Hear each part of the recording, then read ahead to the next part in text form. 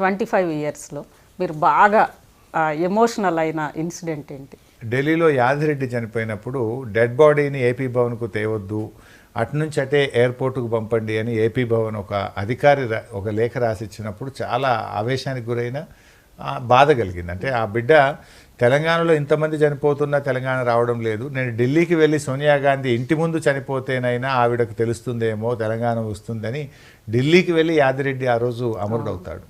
So ఆ యాదిరెడ్డి శవానికి తెలిసినటువంటి మేము హాస్పిటల్కి వెళ్తే ఏపీ భవన్ అన్నారు, ఏపీ భవన్కి వెళ్తే హాస్పిటల్కి అన్నారు. మళ్ళీ పోలీసులను గట్టిగా అడిగితే మీ ఏపీ భవన్ అధికారి ఇక్కడికి తేవద్దని మాకు వ్రాతపూర్వకంగా లేఖ ఇచ్చాడు, అందువల్ల మేము డైరెక్ట్ ఎయిర్పోర్ట్ పంపినామంటే చాలా ఉద్విగ్నానికి, ఒక బాధకు, ఒక ఆవేశానికి గురైనటువంటి సందర్భం కూడా ఉంది.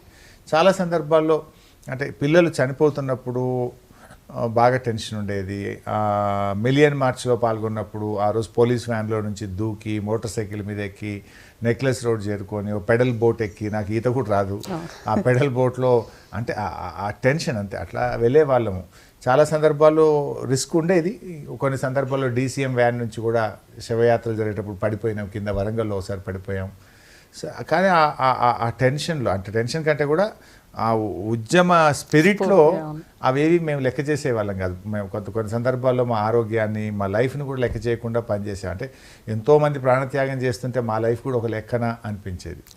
మీరు బాగా చాలా అంటే సంతృప్తిగా ఫీల్ అయిన ఇన్సిడెంట్ అంశాలు. ఒకటి, డిసెంబర్ 9 నాడు చిదంబరం గారు ఢిల్లీ నుంచి ప్రకటన చేయడం బాగా గొప్ప ఆనందాన్ని ఇచ్చింది. తర్వాత పార్లమెంట్లో బిల్లు ఎప్పుడైతే కురియన్ గారు రాజ్యసభలో ద బిల్ ఈజ్ పాస్డ్ అన్నప్పుడు అది మధురమైనటువంటి క్షణం. ఆ రెండు నిజంగా జీవితంలో చాలా గొప్ప